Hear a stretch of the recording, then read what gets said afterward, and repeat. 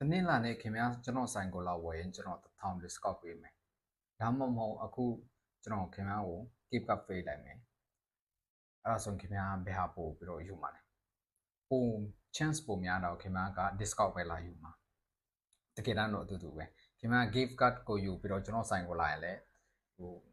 1000 short ခံရမှာလို့ပေါ့နော်ဒါပေမဲ့ discount ယူရင်လည်း1000တော့ short ခံရမှာအတူတူပဲဒါပေမဲ့လူတွေက negative news နော် negative information ကိုပို့ပြီးတော့ဟို prefer ဖြစ်ကြတယ်လူတွေ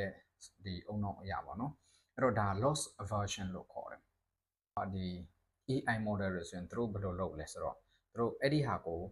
free trial ဆိုပြီးတော့ access ပေးတယ်9ရက်မဟုတ်တလားအဲ့ဒါနဲ့လူတွေကအဲ့ဒီဟာကိုတုံးတယ်အပြီးရင်လူတွေရဲ့စိတ်ထဲမှာပါရှိလို့ဆို okay ဒါငါတက်တမ်းမတိုးဘူးဆိုရင်ပေါ့နော်ငါ win queen access လွတ်သွားလိမ့်မယ်ပေါ့နော်အဲ့တော့လူတွေကအဲ့ဒီ loss aversion ကိုသူကကြောက်ပြီးတော့အဲ့ဒီအရာကိုဆုံးရှုံးမှာကိုကြောက်ပြီးတော့သူတို့ဆက်ယူဖြစ်တယ်ပေါ့နော်အဲ့ဒီဟာတခုရှိရယ်နောက်တစ်ခုကဘာလဲဆိုတော့ဒီ marketing မှာ limited ဒီ time discount ကိုလည်းတုံးလို့ရတယ်ပေါ့ဒီချိန်နဲ့ဒီချိန်တုံးမယ်ဆိုရင်ဒါ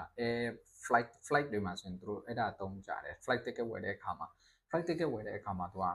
အရန်စောစောကြီး book ပြင်လဲသူကစေးကြီးရယ်ဘာလို့လဲဆိုဘယ်သူလာမလဲသူတို့မသိဘူး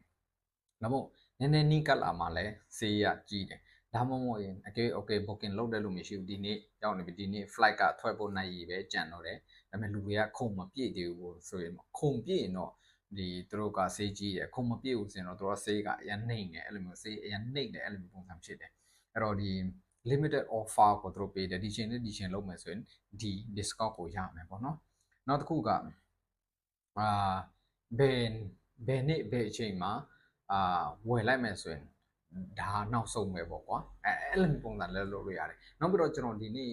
ဟိုဖက်စံကမောင်းရင်းနဲ့ဖြတ်သွားရင်းနဲ့တွေ့တဲ့အရာတစ်ခုအပ်ပါလဲဆိုတော့အဲ့ဒီလူတွေရဲ့ sign board မှာအပ်ပါဆိုတော့ we only sell 50 burgers per day ပေါ့နော်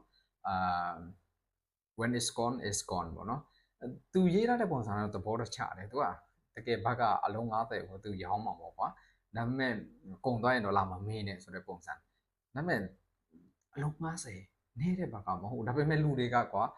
ပိုဝယ်အောင်ပေါ့ကွာအမြက်အခုချက်ချင်းလာဝယ်အဲ့လိုမျိုးပုံစံဖြစ်အောင်သူကရေးထားတာပေါ့နော်ဒါတွေလည်း loss aversion ကိုဟိုတုံးတဲ့ marketing ကိုဒီကျွန်တော်ပြောပြတာအဲ့တော့ကိုယ့်ရဲ့ business မှာလည်းအဲ့ဒီမျိုးပုံစံတုံးလို့ရတယ်ပေါ့နော်ကျေးဇူးတင်ပါတယ်